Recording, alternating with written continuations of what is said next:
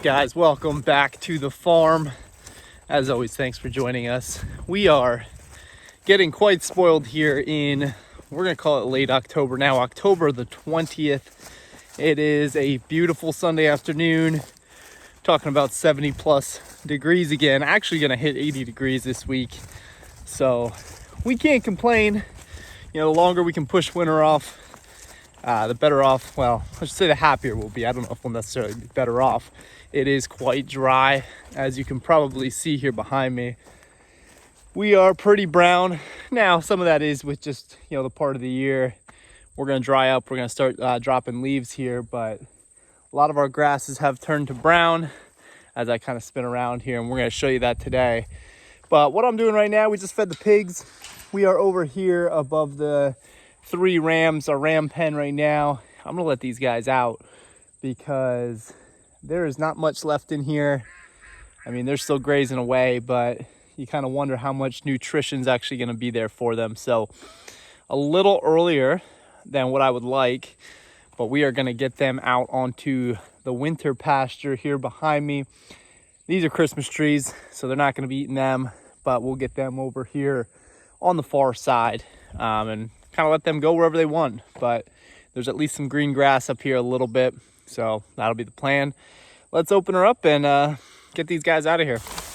I mean, at this point in time, I couldn't even tell you the last time it rained. I have no idea. It has been, I guess you'd say, a couple weeks. For a while there, we had a long drought throughout the summer.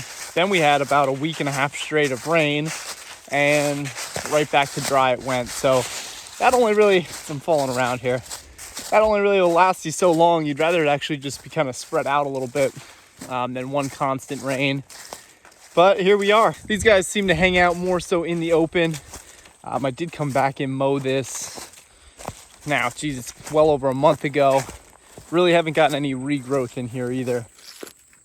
So here we are. We got our St. Croix rams that we're coming up on. These guys we picked up a few weeks back, as you guys can remember. Everybody's doing really well here. They're actually pretty friendly, hopefully not too friendly. Haven't really spent too much time around them. So last thing you want is an aggressive ram. These guys really aren't that big. I'm not overly concerned about them, but you never know. Obviously having kids around, they could still kind of pack a punch. You know, it's still an animal. But what we're gonna try to do, hopefully these guys will follow us. Come on, sheep. So as those guys work their way up, of course they're being stubborn anytime I put a camera up. Nobody wants to follow me. Any other time I'm out here, they're right on me. Really don't leave you alone, but I guess that's just the way it goes. They're gonna move out into here. This section is obviously very brown. We got a lot of bunch of foxtails coming up through here. Again, we are just bone dry here in Pennsylvania.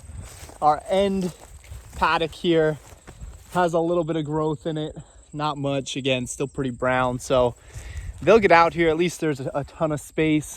At the very least, they're getting out of their own manure load, and this will be where they're at for the winter. Now, our main flock on the western side of the farm, we're probably going to let them on there a little bit longer than I normally would do. And reason for that, again, we're just not getting the growth. We got to be careful, obviously. You know, they're far from overgrazing, and I would say they're far even from being at risk of getting parasites. Again, it's a pretty wide open space with not that many animals, so we just got to watch. So we'll let them over there, you know, a few more weeks, and then we'll get them integrated over here with these 3 rams. Obviously then they're integrated for breeding as well. Yes, we have a ram over there, but this just kind of hopefully ensures that we're gonna have some lambs in the spring, and we also want to get the whole flock together here, being that these animals haven't really spent any time together yet. So that's the plan. Thank God we have some hay, because we're definitely gonna need it this winter. I've been kind of thinking this as well. You know, we have had almost a non-existent winter over the last 2 years. Really no snow whatsoever, relatively mild temperatures. One of these years we're bound to get hit pretty hard. You know, you would like to think that the 3rd year 2 in a row. You're not going to go 3 in a row, but who knows? Definitely seems like the weather patterns are changing a little bit. The plan for over here where the sheep are, we're going to eventually get the pigs back in here. This is what I would consider to be paddock number 1, which has kind of been our universal paddock. It's the closest thing to the house. We got the woven wire here, so it's nice to kind of keep our sheep safe here. Eventually later on in the winter, this is where I'll kind of lock the sheep up every night. But in the meantime, we'll get the sheep out of here, get the pigs in. They'll clear everything out again like they did before, and they'll continue to develop this pasture. I probably should have shown you when I was over there, but it's completely cleaned out. This will be a nice boost. They'll forage, they'll find some things in here. We got a chestnut here, probably drop some nuts down there that the sheep wouldn't eat, but the pigs will. So it's kind of how we work our system. They'll come in, again, nice boost for them going into winter as forage becomes less. Obviously our finishing time will be coming around end of year as well. So it all kind of plays perfectly as far as timing, finishing these animals out, giving them a little bit extra nutrition on top of what we're already feeding them. And then at that point, we are in the middle of winter, and it's just a matter of time until we're getting a bunch of snow. Again, we've been lucky the last 2 years, but I think we're gonna get hit pretty good this year. Once snow falls, everything changes for us. We do have a bunch of hay on hand, like I mentioned many times. So that's definitely gonna be helpful this year, not having to stress about having available pasture. The sheep will be fine. The pigs, as long as our brewery keeps brewing, will be fine on a budget, because obviously pig feed is expensive. I have no concerns of going out and getting pig feed, but it's nice when you have a little bit of a supplemental source as well. So we're set up pretty well for the winter here. It's just a matter of kind of seeing what the weather pattern brings us. And if this is any indication, we're going into 3 straight years of soft winter, but again, it can turn very, very quickly. We are not far along here into the fall at all. So end of October. Look how dry this is, guys. I mean, this is just crazy. So in the meantime, we're kind of in that stage where, we're working on getting the pigs up to a size to finish out here for winter. The sheep are kind of in what you consider, I guess, maintenance mode. Not really a whole lot going on with them. Just making sure everybody's good, everybody's healthy going into winter. Last thing you want is a sick animal, as the weather does change. Piglets are still growing nicely. Again, we are looking to sell them off. No takers as of this point, but we've only had them listed for 2-3 days at this point. So we'll see what happens there. Not the end of the world if I have to take them into the spring. But obviously it's just gonna be a little more input on our end. Every day that we have this warm is kind of borrowed time. It's another day where things aren't going wrong. You typically don't have many issues, while the weather's warm and while the days are long. It goes kind of the other way though once those later months come. So we're back over into our west pasture with the main flock of sheep. You guys can see the grass is definitely in better condition over here, we'll say. Still quite a bit of height on it. Again, anytime you want to move your animals around, a good rule of thumb is looking for about 1/3 taken off. You don't really want to go much more than that. So call it you have a 9-inch stem of grass. You're taking about 3 inches off, and then you're getting these animals out of here. They're going to eat 1/3, basically going to trample 1/3, and then you leave 1/3 stand. It's kind of the rule of thumb. So obviously it's not a perfect science. Sometimes you have to kind of adjust on the fly depending on your condition. If everything was perfect and we got perfect rainfall and perfect amount of regrowth, obviously, you could follow something like that. But again, it hasn't rained here in quite a while. Got the sheep hanging out down here in the shade. They will always find this little shady pocket. Somebody's in trouble. Somebody jumped my little single wire there. I don't know what she would be finding, but finding something that looks appetizing. Got Daisy here at my feet. All sorts of stuff all over her. You're actually getting a little woolly, girl. I don't know what that's about. Hopefully just the winter coat coming in. She was pretty short-haired all year. She was kind of a hybrid. Our first ram, some of you guys may remember, Bucky, was a Texas Dall and Katahdin cross. So there's potential there that some of these offspring will have a little bit of wool to them. Obviously, we want to try to breed that out in time, but we're not going to complain anytime we get lambs here. Again, she was short. Sometimes they will just kind of put on that little bit of a thicker coat. Brownie, our black belly here, she puts that on and then she sheds it off as well. And of course, you have one of our other, well, was a lamb, now it's a full-time or a full-grown ewe. She gets hairy, sheds it off. So it really kind of all depends there. So these guys are definitely enjoying the Sunday afternoon. I think they'll actually prefer when the weather gets a little cooler, but everyone over here doing well.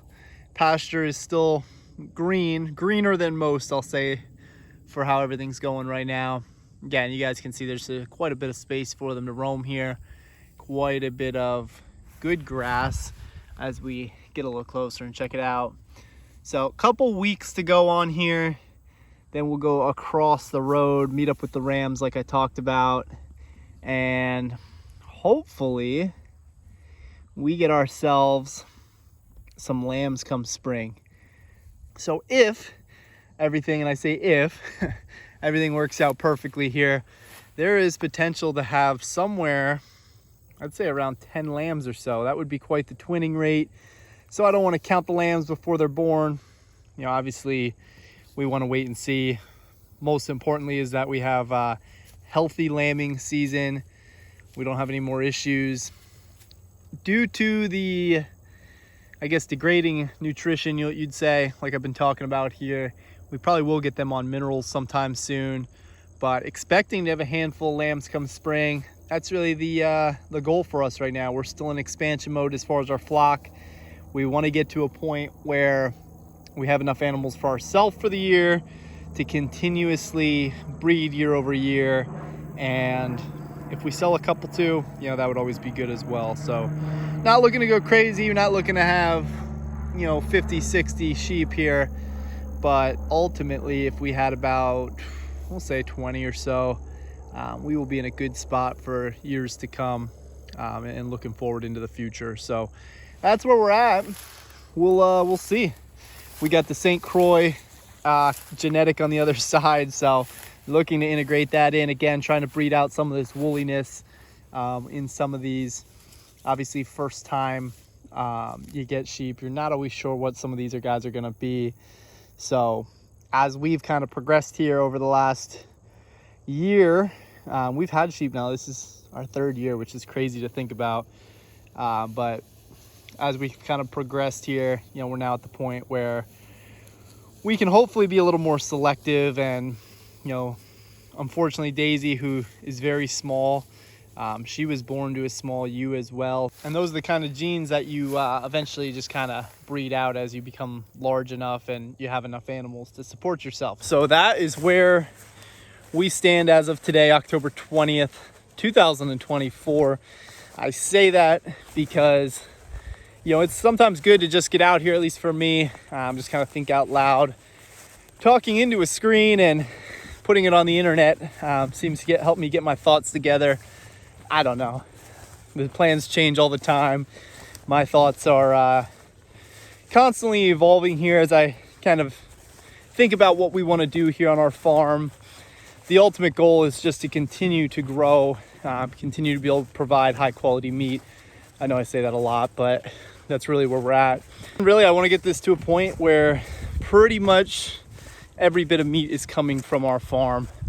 We are already, I mean, thinking about it, we've been doing this now for only a couple years, and we have, I guess you'd say, scaled up. You know, sometimes I don't want people taking that the wrong way. Scaled up a lot of times is used in terms of business. We are by no means a business at this point, but I will say we have definitely ramped up just the overall size of our flock, size of our pig herd, all that type of stuff. You know, putting chickens in the freezer every year. We do pretty much raise, I don't know, percentage wise, I'm gonna guess. It's hard because beef is gonna be your most amount of weight, but we raise a significant amount of our own food already here. So something I'm very proud of is that we're already at that point. All our pork comes from our farm, unless, you know, we're looking for like a certain specialty sausage or something like that. all the chicken as well. And it's the same type of deal there. You know, if it's something like a special product, we will go out and buy that. But in terms of your standard chicken cuts, your breasts, your legs, whole chickens, you know, everything comes right from here, right from this land. Beef does not. Obviously, that's going to be the large one that might come down the road. And then obviously now we're incorporating lamb. Typically, we find a way to get some venison in the freezer every year as well. So we're definitely well on our way to, I don't know if we'll ever get to 100%. I think anyone that tells you 100% could potentially be misleading you. Just again, there's so much out there, and yeah, you go out one day and buy a pack of call it a ribeye somewhere, and that would essentially technically not be 100%. So if we can get to 95%, I think that is a fair goal, and that's ultimately kind of where I want to get us here. Knowing that it came from our farm, knowing what goes into these animals, it's just what I'm passionate about and what I want to give to our family. And it's definitely well worth all the struggles. Sometimes it can be hard, it can be grueling, you know, working a full-time job. And I say this a lot just so you guys that, you know, do the same thing or you're starting out, you understand that as well. And you know that it can be done, because it certainly can. We got some other things to take care of this afternoon. I think I hear some sheep coming up over my shoulder. They're coming up to get a drink, and I'm pretty thirsty as well. So I think I'm gonna head in, grab a drink. We've got some cleaning up to do. Speaking of meat, Sundays are a good day to just kind of get out, get some good high quality protein on the grill, and enjoy it and spend time with the family. So that's what we're gonna do. If you like what we're doing, as always, give us a thumbs up, hit that subscribe button, drop us some questions, comments below, and we will be sure to get back to you. Fingers crossed, guys, keep the weather coming, and we will be with you soon. So thanks for watching, guys. Take care.